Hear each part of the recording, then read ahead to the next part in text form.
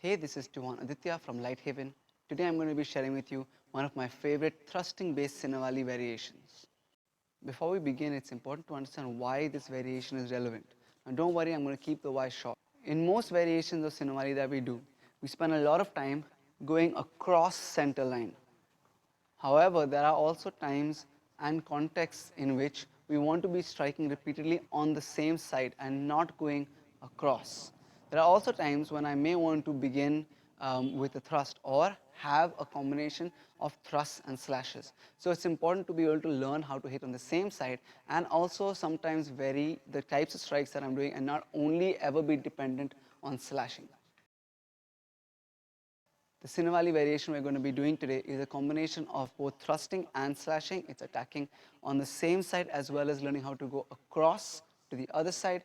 We're learning to be able to turn our thrusts into slashes while continuing the Sinawali movement and the Sinawali flow. And we're also learning slightly different ways of chambering our weapons.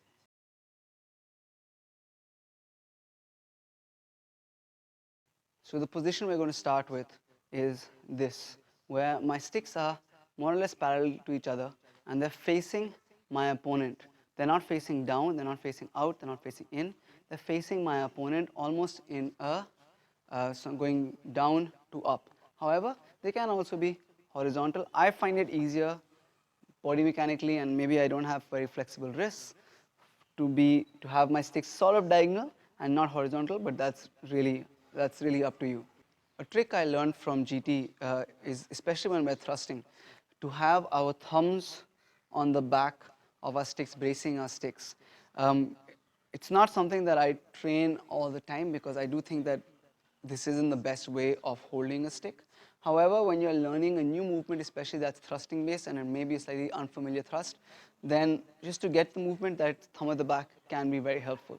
Whichever hand is on top, that's the foot that's going to be in front. So if my right hand is on top, I'm going to keep my right leg in front. Now the first attack, the number one attack, is going to be a thrust with my top hand. It's going to be a cross. Just a horizontal thrust, high forehand thrust across to my other shoulder. Now just for now, we're going to be touching our shoulder, loading it on the shoulder. Later this doesn't have to happen, but for now we're going to go from here across to the shoulder. The second thrust is going to be, my second attack is going to be a thrust with the bottom hand. So it goes thrust, thrust. One more time, thrust, thrust. Now the retraction of this second hand is going to turn into a slash. So I'm going thrust, thrust and slash. From the side, thrust across, thrust to center line, slash to my hip, to my opposite hip. My last attack from here is going to be a broken angle to slash, and as I retract this bottom hand comes up, this hand is going to tuck under, and there we go, we begin back to our original loading positions.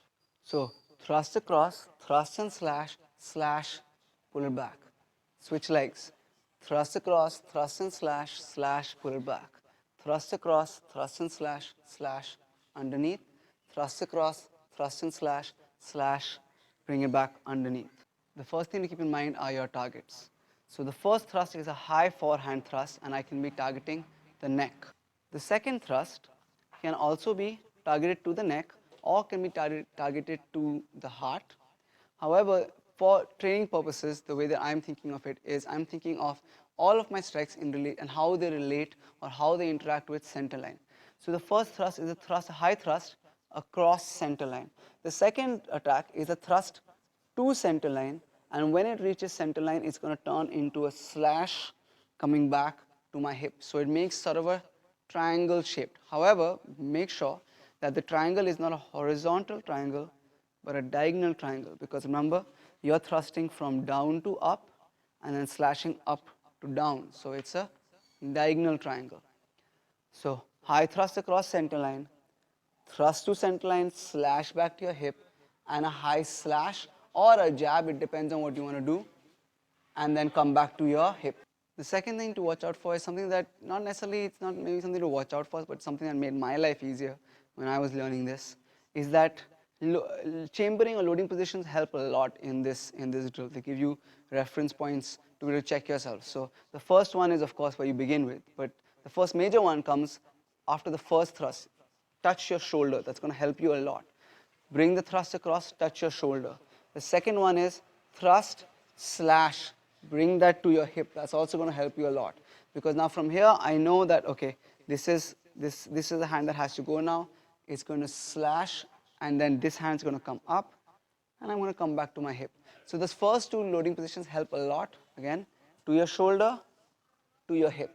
Next thing to watch out for is knowing where the tips of your weapons are and what they're doing at all times. So remember that you're thrusting. So if I'm thrusting here, the tip of my weapon cannot be, that's not a thrust. That's me almost slapping with the back of the blade. I want to be thrusting across. Same with attack number 2. That's not a thrust. That's again me slapping with the back of the blade. Thrust, and then slash out. Slash and bring that down. So always know where the tips of your weapons are facing, and remember that you're thrusting with the tip and you're not hitting. Even though in application, I can be picking up an oncoming attack with this thrust and then following that up with an attack of my own. That is possible, and in that case I am using the back of the blade, but I'm still leading with the tip. Thank you so much for watching. If you liked what you saw, if you learned from what you saw, please do like and share this video. Please do subscribe to the channel. If you have anything to add, leave that in the comments down below. Any questions or requests, leave that in the comments down below.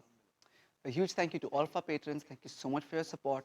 If you'd like to know more about our Patreon page, check out the link I'm going to leave in the description down below. Lastly, our online class is up and running. Our residential program is up and running. So to train with us, check out the email address I'm going to leave in the link down below. Thank you guys so much for watching, and see you in the next video.